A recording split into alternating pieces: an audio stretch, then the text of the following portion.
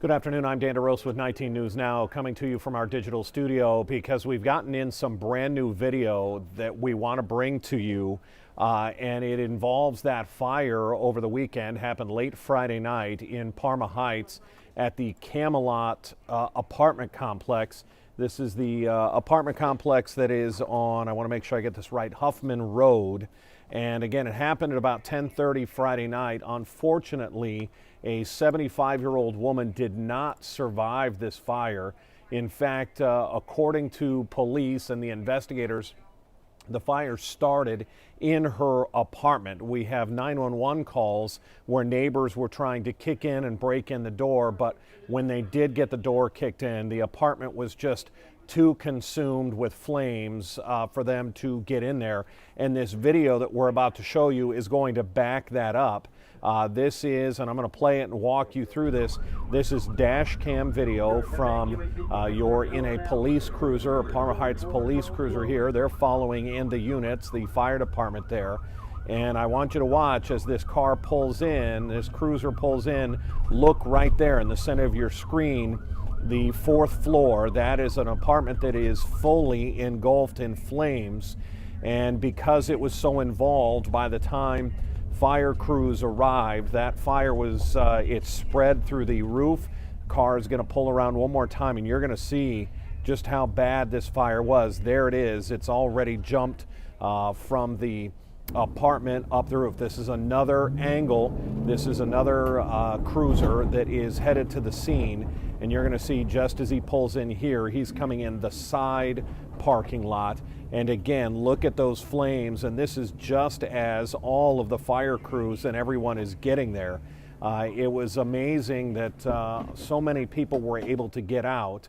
Unfortunately, again, the 75-year-old woman did not survive. Police are not identifying her. That's a little unusual here 3 days after. They still haven't identified her, said they're having trouble finding her family, notifying her family before they put her name out. That's the most important part. Nobody wants to find out through the news that a family member has died in a fire, so they're trying to make sure they get a hold of her family before releasing the name publicly.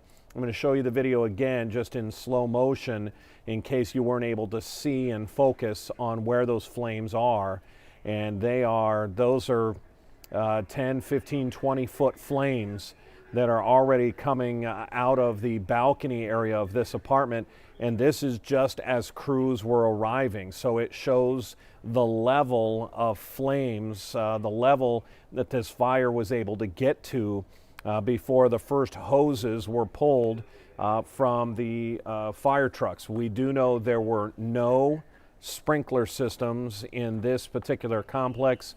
It's one of those older complexes, the Camelot Apartments in Parma Heights, that was not required to have sprinkler systems installed. Of course, the laws have changed, the rules have changed, anything that's built now, and in a lot of cases, anytime an apartment building like this that is updated or renovated, that becomes a requirement then as they do it. We're going to go through this video one more time because it is fairly quick, but it shows that unfortunately the odds were stacked against the fire department and officers as they arrive.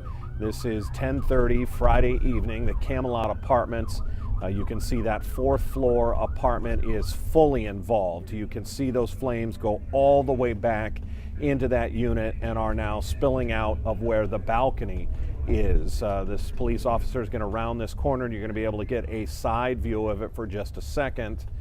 And there it is, and that's a pretty massive fire. You see people that are evacuating the building are standing there. This is the second officer that is arriving. We were given this video today by the Parma Heights Police Department.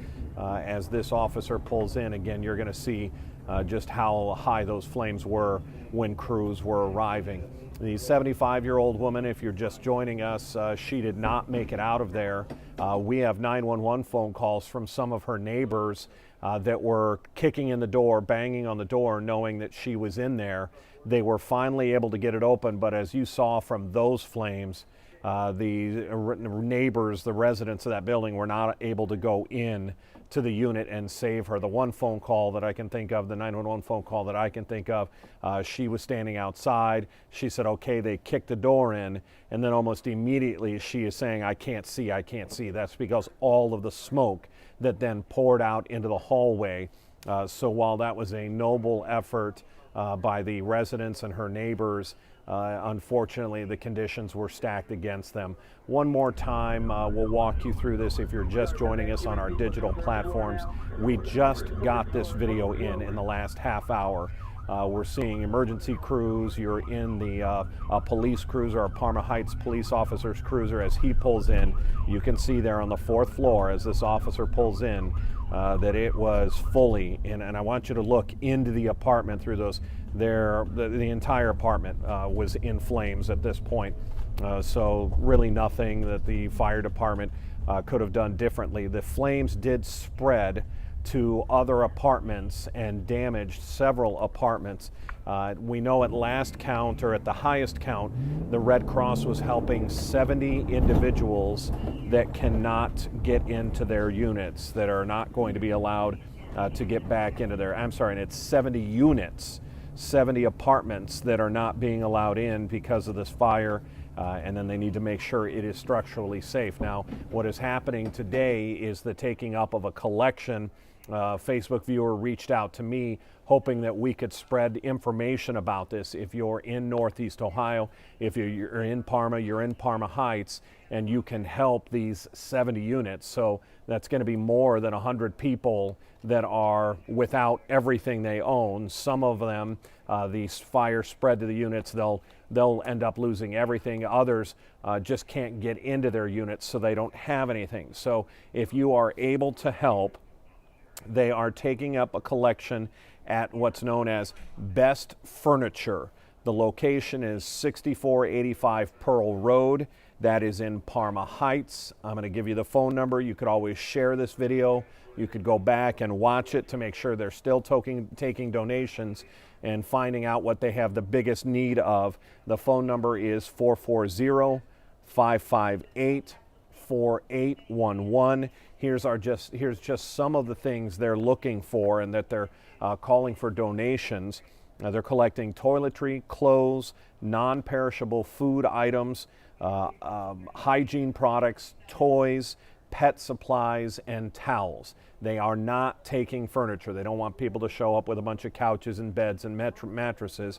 They're just taking those items that I read because 70 units had to be evacuated. Some of those units, people might eventually be able to go back and get their belongings, but at this point, they're not being allowed in the building. Paul Orlowski is working this story for us. He is going to be live in Parma Heights today, starting at 4 o'clock. That's just 20 minutes from now on 19 News here in Cleveland. But again, for the rest of you, there is a time you can help, a way you can help. Again, that is called Best Furniture on Pearl Road. Our thoughts and condolences go out to the family of the 75-year-old woman who did not survive. The fire started in her unit. Investigators have not been able to pinpoint exactly what started the fire within her own apartment. Her family is still being tracked down so that she can be notified.